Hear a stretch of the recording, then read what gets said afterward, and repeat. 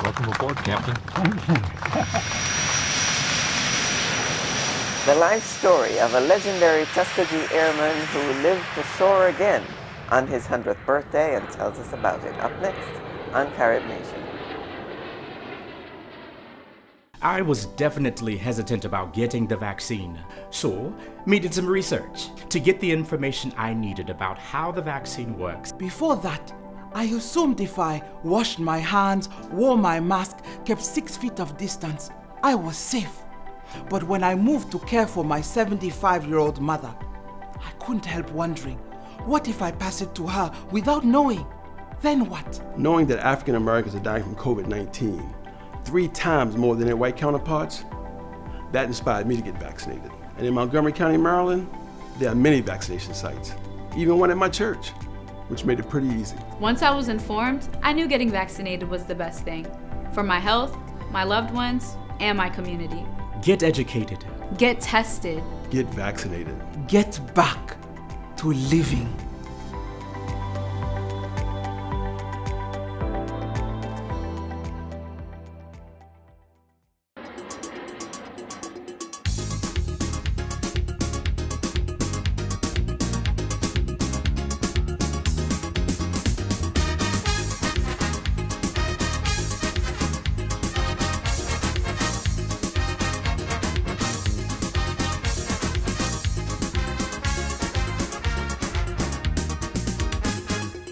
Hello, welcome to Carib Nation. I'm Doris Dean. I have the honor and pleasure today to talk to Charles McGee, formerly Colonel Charles McGee, recently promoted to Brigadier General McGee.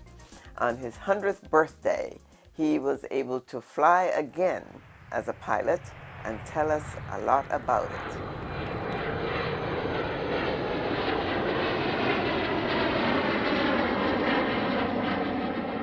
Where you heading? Wow. Headed north. Yeah, you're still flying here, doing your thing. York. As they say, your airplane. Your airplane, that's right. Oh my, beautiful. Thank you so much for joining us. I appreciate the opportunity, Colonel McGee, that you've given us to come to talk with you. Newly promoted Brigadier General McGee, Yes. and congratulations on that. Thank you, and I appreciate that. And we spoke with you about 10 years ago, I remember, for the first time, around the time of the inauguration of Barack Obama. Yes. And I have wanted to follow you and keep up with you since then. Fortunately, we were able to do that. And I'm so glad that we are around to see you celebrate your 100th birthday, get your promotion. I mean, so much has happened in this year. And I want to congratulate you on all of that. Thank you so much. It has been quite a year for sure. Yes. Many blessings. What a celebration for your 100th birthday. Yes, wow. indeed. You've just been promoted. You've got an honorary promotion to Brigadier General. And I'll start there and go back All right. to getting to this point. Was this something that you would have aspired to at some point in your career? I think certainly it would have been, it's quite an honor indeed, and looking back, I would like to have served active duty in that capacity. My last assignment was commanding a wing and base, and I enjoyed working with people, and certainly that promotion would still carry on in that respect. I'm sure the assignments would be such that I would still be working with people, and I would have loved to have had it then, and certainly I'm honored to receive it now in an honorary capacity. From the looks of it, you probably still could. Well, fortunately, some things you don't forget. I was fortunate to have a couple of airplane rides on my 100th birthday. Yes. They let me actually take off and land and fly the airplane, and I was able to do it, so wow. I saw that and I thought, wow, what an achievement. That must have been so exciting for you to be able to do that. It was a real thrill, my goodness. Yes. I'm still up there. I think I can still do it. Yeah.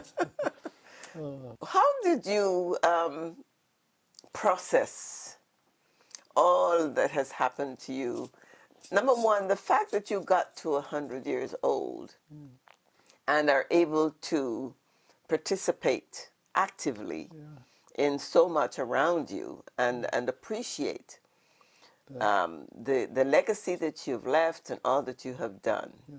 You know, it's a hard question to answer, because sometimes I say, looking back, why me? How me? How did this happen? I didn't ask for any of it. No, the one thing I asked for when we had a period in service to say, what you like to do, I wanted to get to the West Coast. I never made it during my service careers. How about that? And so I really don't have the answer, and it's led me to believe that life is a blessing and things happen in a way that turns out to be most fortunate. And some people are just chosen. Well, somehow I for certain things, begin to think of that I could understand that. Yes, yes, yes. Indeed. Let's go back to the very beginning. Let's talk about your childhood, where you grew up, and what was your interest at that time? Yeah, that's another interesting question as I look back on my life, because I was born in Cleveland, Ohio, was there through third grade, but I had a brother that was a year and a half older than I, and when I was about a year and a half old, I had a sister born, but my mother died in her childbirth. Oh. And so, looking back, I have no way of analyzing or saying what life would have been had my mother lived and what it meant. But my dad moved from Cleveland to Illinois when I was in third grade. Fortunately, looking back in the school system, it wasn't in Chicago. He found a family out west of Chicago on the Fox River that my brother and sister and I could stay with. That was excellent, because there was only one black family in town. School wasn't segregated, and schooling was good. He moved later to Iowa, and I had 2.5 excellent high school years in Iowa. Back when he came back to Illinois, it was in Chicago, and that's why I can compare. I didn't do anything at DuSable High School for several weeks. They were that far behind where the Iowa school was. My goodness. But I graduated 10th in a class of some 400 students. Worked a year to get enough money to go to the University of Illinois. So when I look back, I'm a Buckeye Midwesterner. And as I say, who knows what life would have been had my mother lived. Yeah, and especially, as you said, without having your mother, I think you did fantastically, because obviously your father was a great source of strength and guidance. Indeed. Well, my father was AME minister and social worker. So those were the things that had him move the location from Ohio to Illinois, Iowa, and then back to Illinois. And certainly some of the lessons, I think along the way, I can remember visiting grandmother, and we'd play church out and back, but the only thing I remembered when I was the preacher was say, let's sing one more song and get out of here.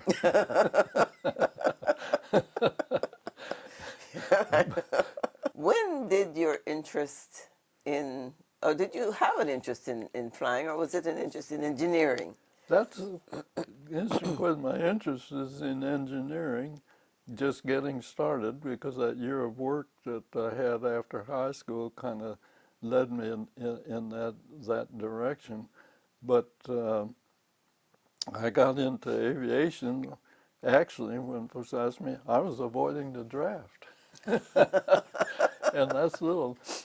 I was in ROTC in college, Pershing rifles, learned to handle a rifle well. But because I was in school, my draft board, my dad at that time was in Gary, Indiana, but the draft board wasn't pulling by number. They could sometime push, and to me that would have meant on the ground with that rifle in the mud. Wow. But heard about the opportunity for blacks to get into aviation, and although I had not been one of those that said I want to do that someday,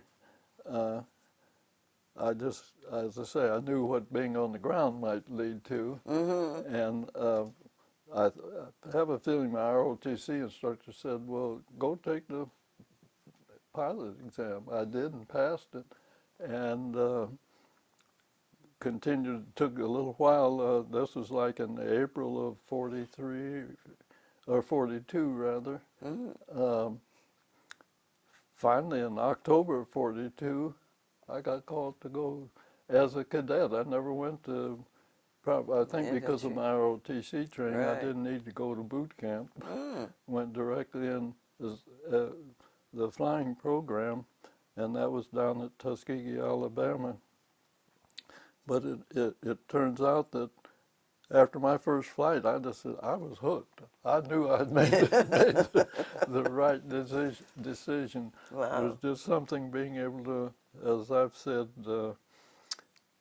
get in the air, loop, roll, and spin, and come back and put your feet on the ground. Wow. You can't beat it. And being able to see the world from up there. Exactly. Fascinating. And that led me many years later, my love of flying, and again, why and how I continued flying and getting good assignments that didn't diminish my flying. I actively flew 27 of my 30 years of service. Wow. And that doesn't happen very often. My So goodness. How blessed were you? Yeah, exactly. Things happen, nothing that I asked for, but all turning out good. Well, you must have a good heart. Somewhere along there. And again, these are things that the value lessons and things that help me is what I try to pass on to young people today. And it's interesting, and really how of the now called Tuskegee Airmen, the first were mechanics trained at the tech school Chanute Field, Rantoul, Illinois.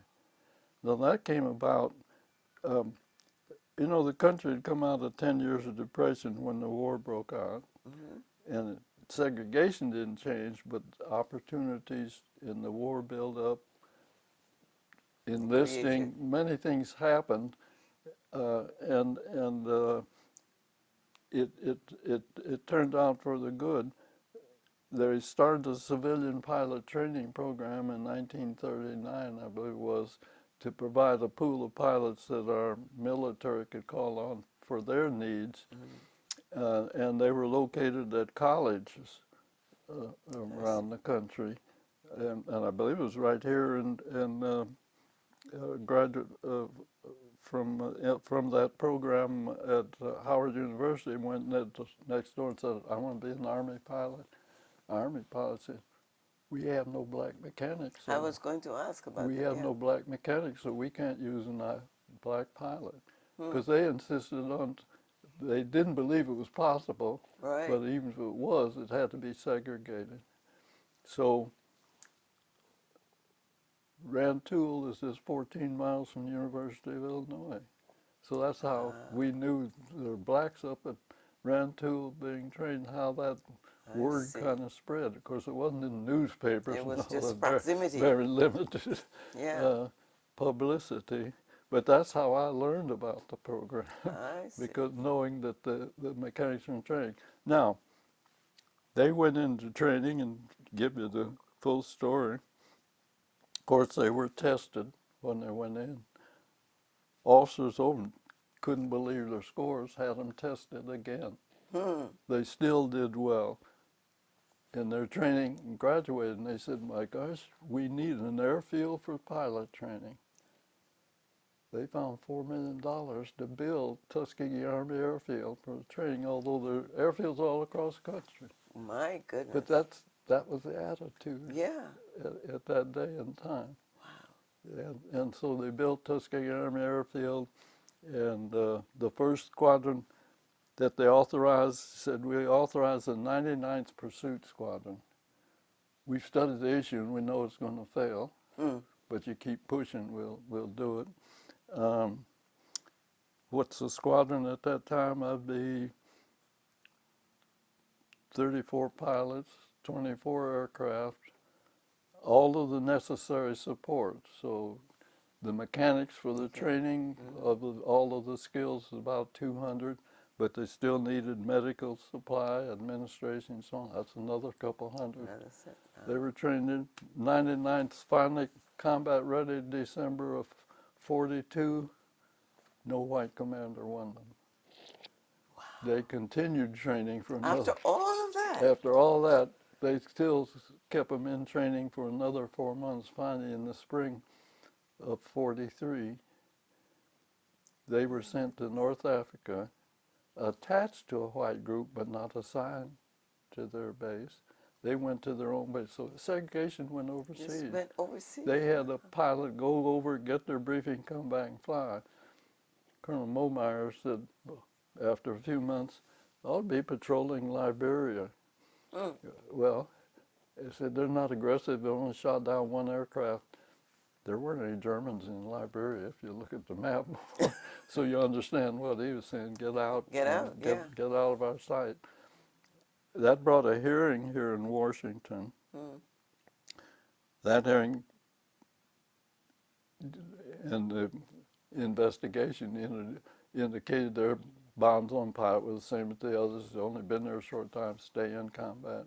So they did, moved out of North Africa into Sicily, out of Sicily into Italy. In the meantime, training continued at Tuskegee because they're going to need replacements, but 3 additional single-engine squadrons were formed with all of their necessary support. 100th, 301st, and 302nd Squadron. I was assigned to the 302nd Squadron, and it happens, we finally, well, 99th Flying P-40 Warhawk, we were all trained, that was our first fighter aircraft, P-40. P-40, yeah. We were combat ready in the P-40, and they said, well, you are going to do some patrol work. The group, the other 3 squadrons, switched to the P-39. We went, at the time the 99th was moving out of Sicily into Italy, we went directly to Italy, and we patrolled Naples Harbor and the waterways to Anzio Beachhead. But I say there was a bit of integration when the 99th moved into Italy because they were assigned to the 79th Fighter Group. Colonel Bates was just glad to have more pilots and more aircraft. Just to get help, yeah. And over Anzio Beachhead, 99th pilot shot down 17 German aircraft. So it was a matter of opportunity. I was definitely hesitant about getting the vaccine, so me did some research to get the information I needed about how the vaccine works. Before that, I assumed if I washed my hands, wore my mask, kept 6 feet of distance, I was safe. But when I moved to care for my 75-year-old mother, I couldn't help wondering, what if I pass it to her without knowing? Then what? Knowing that African Americans are dying from COVID-19 3 times more than their white counterparts, that inspired me to get vaccinated. And in Montgomery County, Maryland, there are many vaccination sites, even one at my church, which made it pretty easy. Once I was informed, I knew getting vaccinated was the best thing for my health, my loved ones, and my community. Get educated. Get tested. Get vaccinated. Get back to living.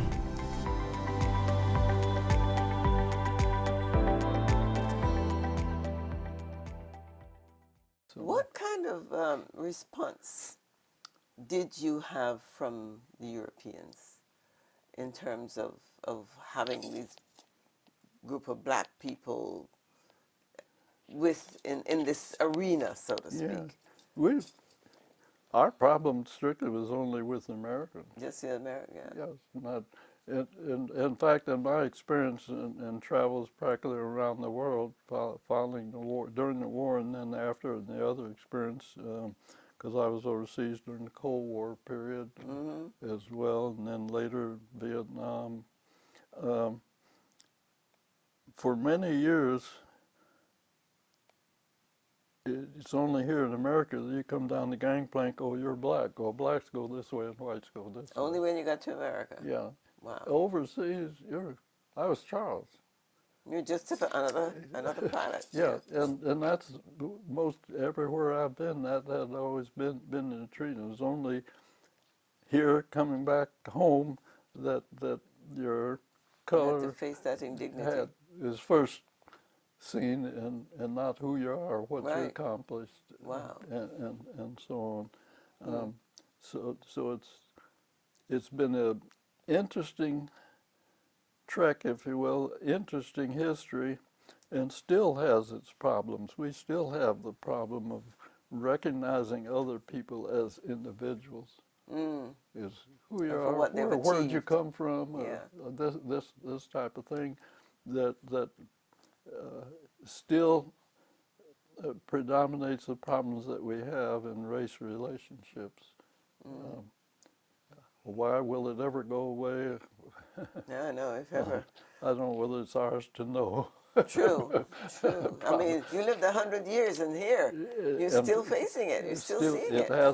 It's still there. Yeah. Yet we can't give up mentoring the young folks on the direction that they ought to go and the things they ought to do. And still, our country, the freedoms that we've had and opportunities, there's probably been no other exactly like it. So it's important that we mentor our young folks, and because they are the future. Of course. And they will have other opportunities in the wider world that they will have to deal with. So the so true. experience is good to pass on. Even to the point that I talk to youngsters now, particularly middle school, and I say, y'all know we're planning on going to Mars. Well, yeah. I said, guess who's going to make the trip? Because I think when they get it fully planned, the planners are going to be too old. Yes. It's going to be one of you that make that trip. That's right. Are you prepared? Yeah, that's right. So we have great opportunities, great challenges, and it's those things that kind of keep me going now, keep me out of the rocking chair to It does keep you going. And I think, would you say then that a lot of what keeps you as mentally sharp and as agile as you are is that curiosity and that interest in passing on what you've learned and your experience? And I indeed believe that, because the value lessons that sustained us, although they were passed on maybe limitedly, are still so important for the young folks of today who are our country's future. And so it's good to be able to be part of that. And again, that I say, one of life's blessings that been able to, and as I said earlier, I can't tell you why me, who picked me, who did, how this all happened in a way to end up with a career that has values that you want to pass on and lessons. Life's amazing. It is, absolutely. Would you then, in talking to young people, what would be a description of the Tuskegee experience? Oh. How would you encapsulate that? That's a very interesting question. I hadn't quite looked at it in that broad aspect. The importance of the experience is one that, to me, emphasizes the importance of education and overrides the racist attitudes that have existed in the past, and many still exist, that your happenstance of birth is outweighs your interest in opportunity and not only getting an education, but even to the work that you may do, your choices. In fact, I've come up with what I call 4 P's for young folks: perceive, prepare, perform, persevere. Perceive, dream your dreams, find what, as you find what your opportunity, what you're capable of, hopefully you put your finger on something you like to do. You don't want to go to work every day but hating what you do job. because you didn't prepare. Perceive, yeah. Get a good education, I just tell them. Learn to read, write, and speak well, and develop those talents that you have, and perform. Let your excellence be your goal in everything you do, and always doing your best. Every time you do less than your best, you're letting yourself down, your family, your community, and our country. And finally, persevere. We could have bowed our heads, gone on, said they call me names, don't like me, not served our country, not developed our own talents. What would that accomplish? Exactly. Don't let adverse circumstances be your excuse for not achieving. Not persevering and fighting, Exactly. keeping on. Yeah, great lessons. That's what I try to pass on, and when I have the opportunity, give those 4 P's to the young folks. But it's good for the older folks too, in their guidance and mentoring. Of course, yes, yes. Yeah, you can teach 2 generations. Do you plan to try another flight again for the next birthday? Well, I Keep will doing this? have to see.